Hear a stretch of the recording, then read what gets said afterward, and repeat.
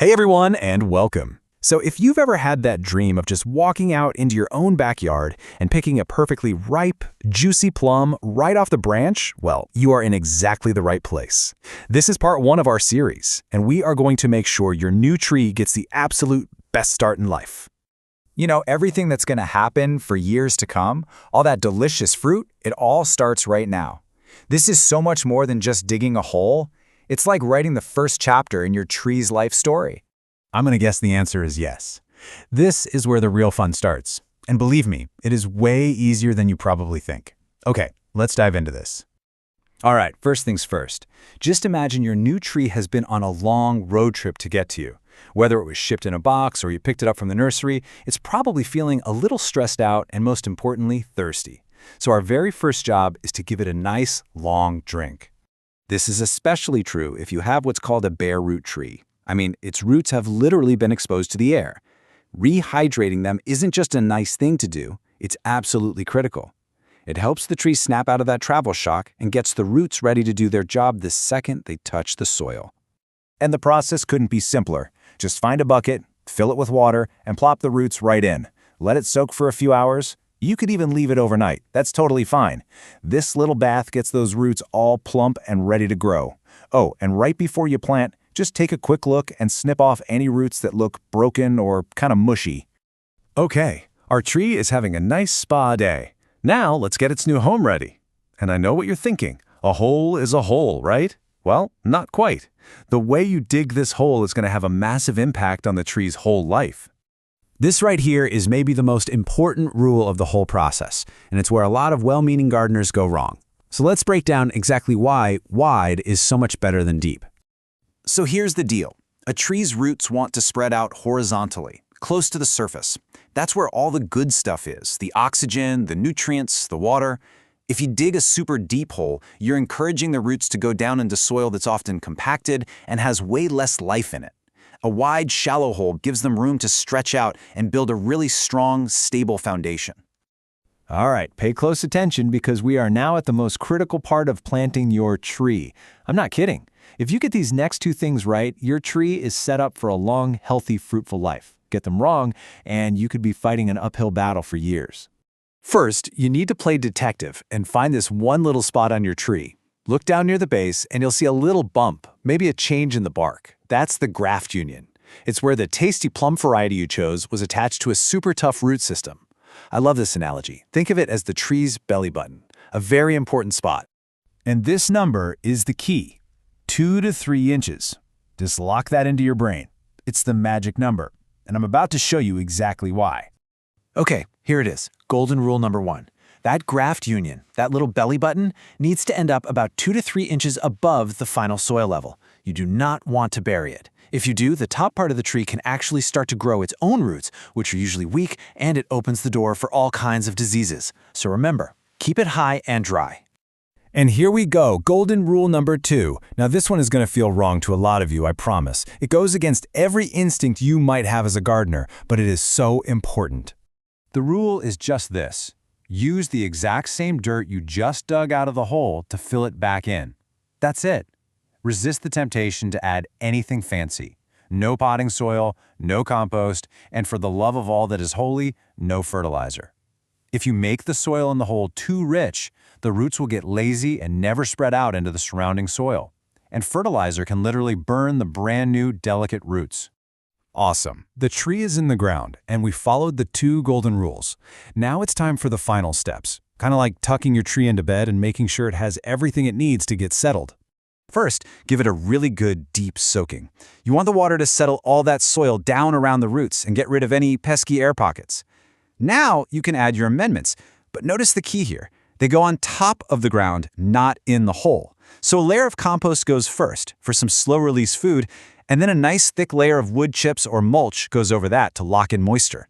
And please, please, please pay attention to this. This is a super common mistake.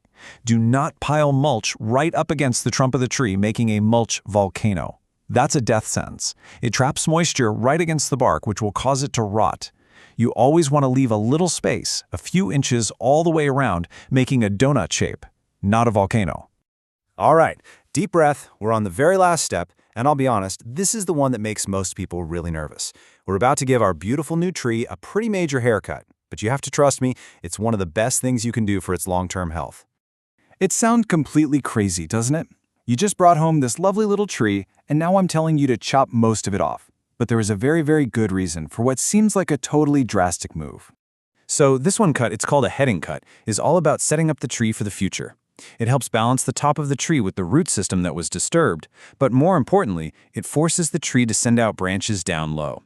This is how you build a strong, sturdy tree that's easy to take care of and eventually easy to pick fruit from. You're building its skeleton from day one. And here's how you do it with confidence. Just measure up from the ground to about your knee, somewhere around 18 to 24 inches. Look for a nice, healthy-looking bud in that area. Then, take some sharp, clean pruners and make one quick, decisive cut at a 45-degree angle, just a little bit above that bud. That's it. You've just shaped your tree's entire future.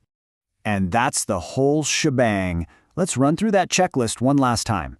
You soak the roots, you dig a hole that's wide, not deep, you keep that graft union up above the soil, you use only the native dirt to fill the hole back in, you mulch like a donut, not a volcano, and you make that brave but necessary heading cut.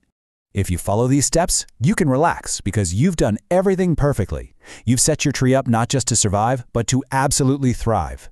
You should feel really great about the foundation you just built for it. Thanks so much for hanging out with me for this explainer. If you found it helpful, it would be awesome if you could hit that like button and subscribe to the channel. That way you won't miss part 2, where we're going to cover everything you need to do to care for your tree during its super important first year. We'll see you then. All right, welcome back, everyone. In our last explainer, we got our hands dirty and actually planted our plum tree. So if you followed along, you've already taken that first huge step. But here's the thing. That was just the beginning. Now we get to the really fun part, setting your tree up for a long, happy, and super fruitful life.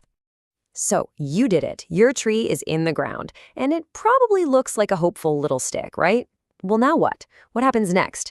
It's pretty much all up to you. See, planting is just the introduction. The real success of that tree, it comes down to 2 super important roles you are about to take on. You got to think of this less like just gardening and more like a long-term creative project. That's right. You need to become your tree's official matchmaker and its architect. First up, we're going to play Cupid and find it the perfect partner so it can actually make fruit. And then we're going to put on our hard hats and literally design the thing from the ground up. So you ready? Let's jump in and we'll start with the romance. All right, first up, the pollination puzzle.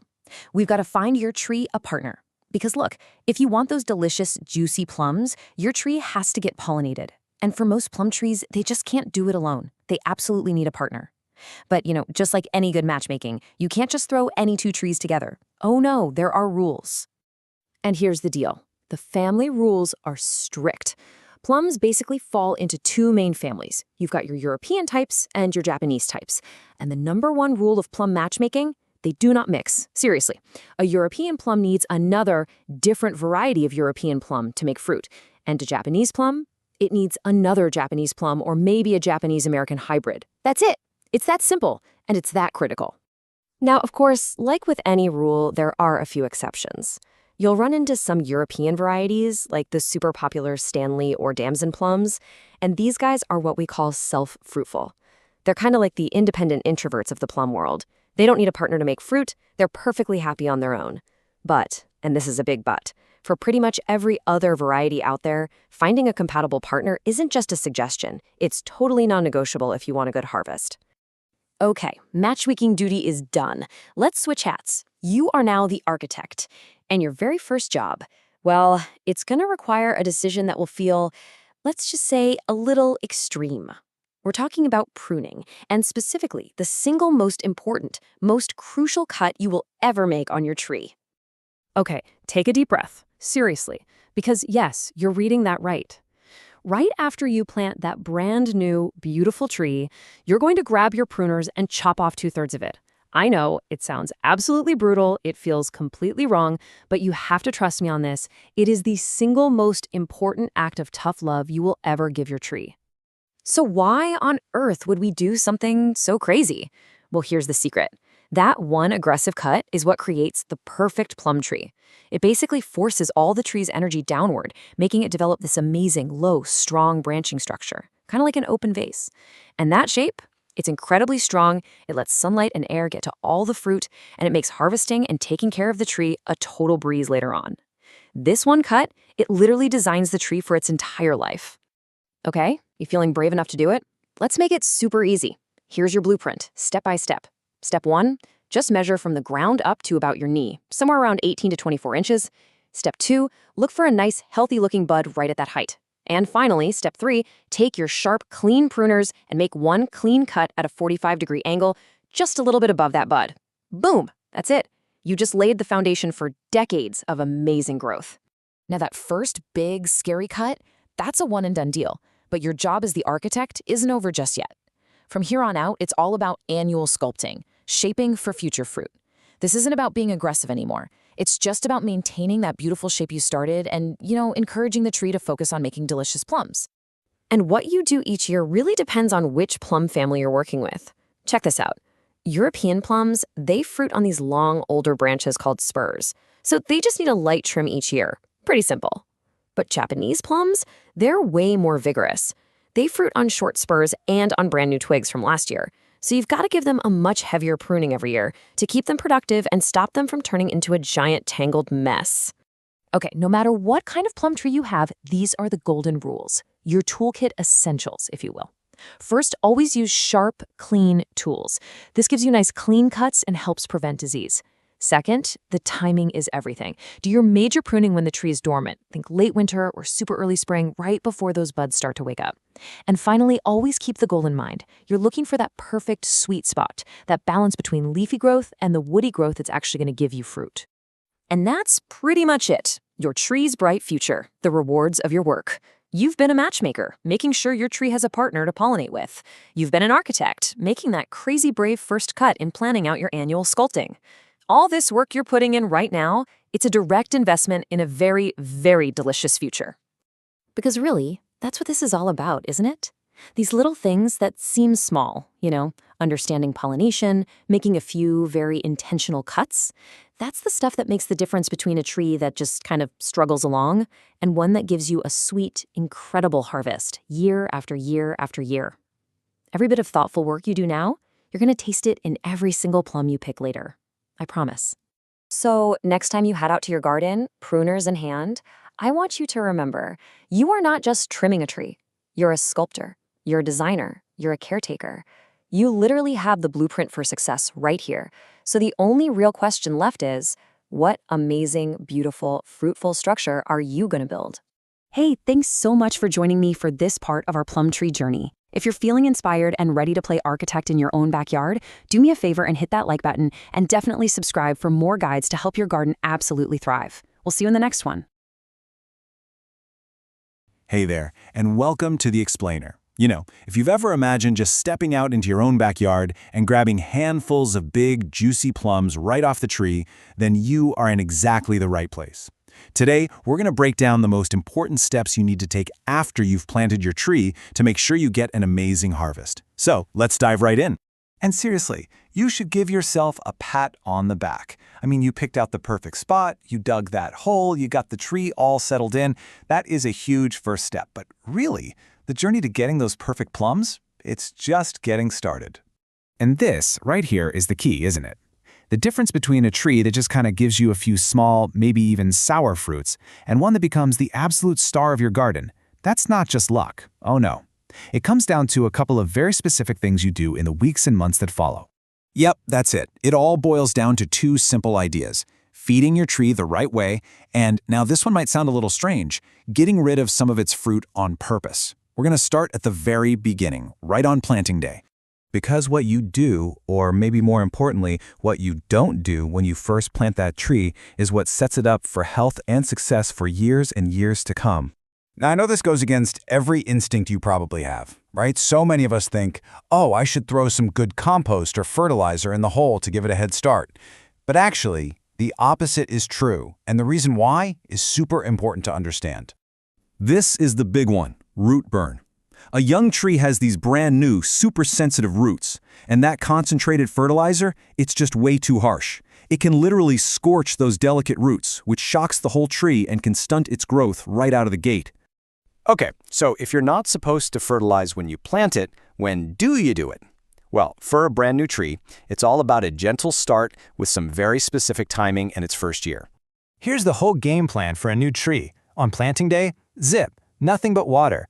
Then you wait about 3 weeks, let the soil settle, and that's when you give it its first little meal. 4 to 6 weeks after that, it gets a second one. And here is the crucial part. You stop all fertilizing by mid-June. Why? Because you don't want a late burst of new growth that's too soft and tender to make it through the winter.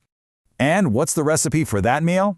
So simple. Just a quarter cup of a balanced all-purpose 10-10-10 fertilizer. And you'll want to sprinkle it really evenly in a big 4-foot circle around the tree, but not right up against the trunk. This actually encourages the roots to spread out and go searching for those nutrients. Okay, so that covers year 1. But what about a tree that's been in the ground for a while, one that's ready to start making fruit? Well, its needs are totally different. Now, we're not just trying to help it get established, we're trying to fuel a huge harvest. You can think of it like this. A new tree is kind of like an infant. It just needs small, gentle meals to build up its structure, its roots and branches. But a mature, fruit-bearing tree, that's more like a pro athlete. It needs way more fuel to perform and produce all those amazing plums. So the feeding gets a lot more serious. You can use about 1.5 pounds of that 10-10-10 or maybe 1 pound of calcium nitrate for each tree. But there is one specific nutrient that stone fruits, like our plums, absolutely love, and that nutrient is potassium. And this little detail can make all the difference. Potassium is a huge player in how the fruit actually develops. If you're really serious about your harvest, getting a simple soil test done every couple of years is a fantastic investment. It'll tell you exactly what your soil is missing and takes all the guesswork out of the equation. All right, we've totally nailed feeding. So now we get to the second half of this puzzle. And it's a real paradox. To get more, bigger, and better fruit, you first have to get rid of some of it. It's time we talked about thinning. I know exactly what you're thinking. After all that work and waiting, why in the world would I go and pull off those perfect little baby plums? It just feels wrong. But you gotta trust me on this one. It's one of the most important things you can do for both your tree and your harvest. The payoff is huge for 3 big reasons. First, the tree can now pour all of its energy into the plums that are left, making them way bigger, sweeter, and juicier. Second, you stop the branches from getting so overloaded with fruit that they literally snap under the weight. And third, you prevent this really frustrating thing called biennial bearing. Biennial bearing is what happens when a tree just completely exhausts itself making a gigantic crop. It uses up every last bit of its energy, so the next year it produces almost nothing because it's just trying to recover. Thinning breaks that whole boom and bust cycle, and it gives you a nice, consistent harvest every single year. So, we know why we need to do this crazy-sounding thing. Now, let's get into the technique and see exactly how to do it. And believe me, it's easier than you think. This right here, this is the one thing you need to remember about thinning. The golden rule, the magic number, is 6 to 8 inches of space between each plum. I know it seems like a lot, but that spacing gives each fruit the room, the sunlight, and the nutrients it needs to get huge and delicious. This is the secret to getting those prized plums. Okay, here's how you do it. First, just be patient. Your tree is smart. It's going to naturally drop some of its fruit in early summer.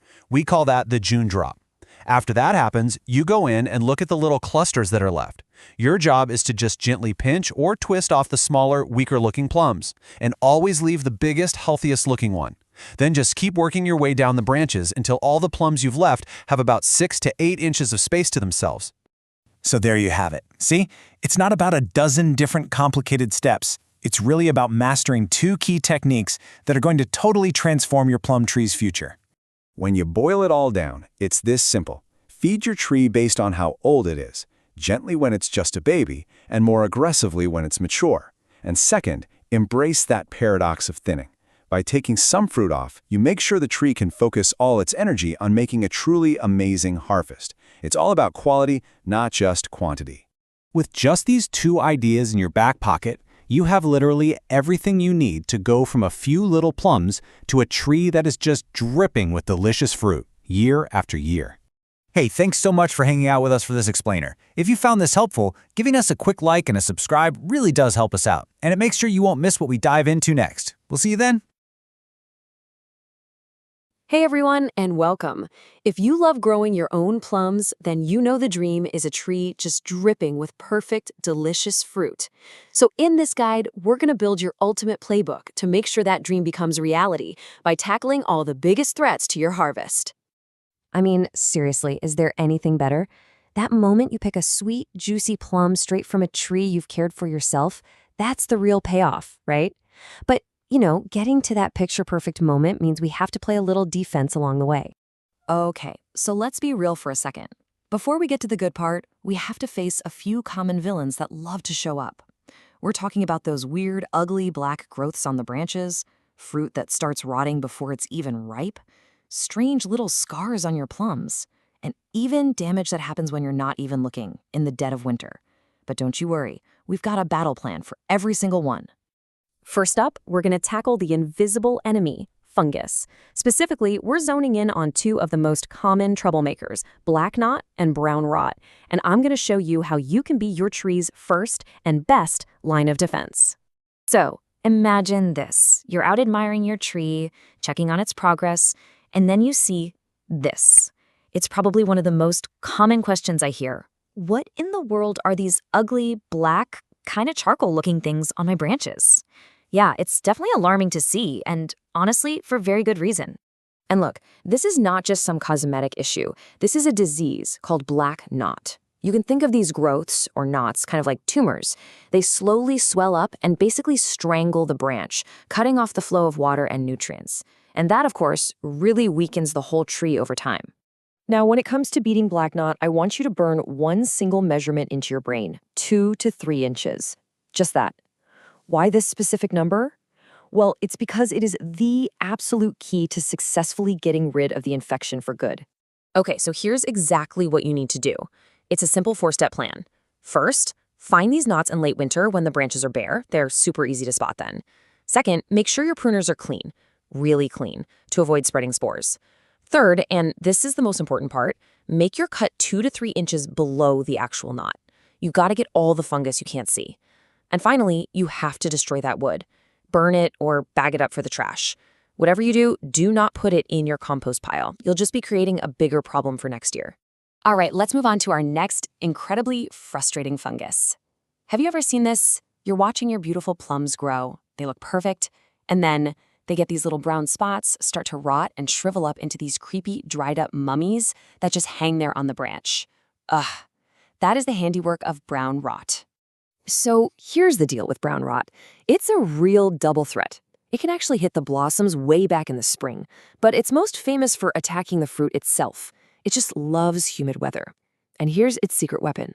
It survives the winter on those little mummified fruits. Every single one of them is like a little disease factory, just waiting to explode with spores next spring.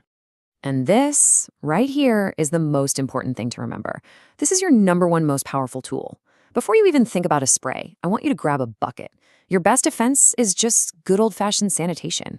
If you go out and remove every single one of those mummified fruits from the tree and from the ground, you break the disease's life cycle. It's that simple. And here's another pro tip that helps a ton. Thinning your fruit. All this means is just removing some of the tiny young plums so the ones left behind are spaced out, maybe 6 inches apart or so. Now, this doesn't just give you bigger, tastier plums, it also massively improves air circulation around the fruit, which makes it way, way harder for brown rot to get a foothold and spread. All right, we've tackled the fungus. Now it's time to switch gears and talk about outsmarting a very specific little bug. Let's talk about the plum curculio. The real calling card of this little pest is something you just can't miss. You might not even see the weevil itself. It's pretty small, but you will absolutely see its work. A perfect little crescent-shaped scar on your young plums. That little smiley face is where the female has laid an egg, and that damage is what causes the fruit to get all lumpy or just drop off the tree way too early. So what can you do? Well, the great news is you can fight back without reaching for chemicals. First, just be relentless about cleanup. Any plum that drops on the ground needs to be picked up and destroyed right away, because it's almost certainly got a little curculio larva inside. And second, you can try the tap method. In the cool morning hours, they're a bit sluggish, so spread a white sheet under your tree, give the branches a few gentle taps with a padded stick, And their natural instinct is to play dead and just drop right onto your sheet for easy disposal. It really works. Okay, our last big topic is all about playing defense during the off-season. Protecting your tree from the hidden dangers of winter is kind of like giving it a suit of armor to wear so it can make it through to spring strong and healthy. And there are two main dangers you gotta watch out for. The first is something called sun scald. This happens on those bright, sunny winter days when the sun warms up the bark, usually on the southwest side, and tricks the cells into waking up. Then, when the temperature plummets at night, those cells freeze and burst. The second threat is rodent damage. Hungry little voles and rabbits, they're just looking for a meal, and they'll chew the bark right at the base of the trunk, which can completely girdle and kill the tree. So for sun scald, think of it like putting sunscreen on your tree. The whole idea is to reflect that intense winter sun and just keep the bark consistently cold. And you've got three really easy options. You can wrap the trunk with a light-colored tree wrap, you can use one of those white plastic tree guards, or you can just paint the trunk with a 50-50 mix of plain old white latex paint and water. And to build that suit of armor against rodents, nothing, and I mean nothing, beats a physical barrier. You're going to want to create a cylinder out of 1/4-inch hardware cloth to go around the trunk. Make sure you leave a few inches of space so the trunk has room to grow. And this part is absolutely critical. You have to bury the bottom of that cylinder 2 to 3 inches deep into the soil. That's the only way to stop voles from just tunneling right underneath it. All right, we have covered a lot of ground. We faced down fungus, we've outsmarted some insects, and we've armored up for winter. So let's boil all this down into one final super simple checklist for you, the Guardian Gardener. So let's bring it all home with these 5 key moves. For black knot, just remember, prune deep and destroy. For brown rot, sanitation is everything. For that plum curculio, clean up those dropped fruits. For sun scald, just cover the trunk in the winter. And for rodents, install that physical guard. Seriously, if you nail these 5 basics, you will solve the vast majority of your plum tree problems. And I really want to leave you with this one thought. At the end of the day, all the sprays and gadgets in the world don't matter as much as this. You, the gardener, who's out there paying attention and noticing these things early, you are the single most important part of your plum tree's defense system. And that's our guide to becoming your plum tree's best guardian. Thank you so much for watching. Hey, if you found this helpful, do me a favor and hit that like button, and be sure to subscribe for more explainers designed to help you get the most out of your garden.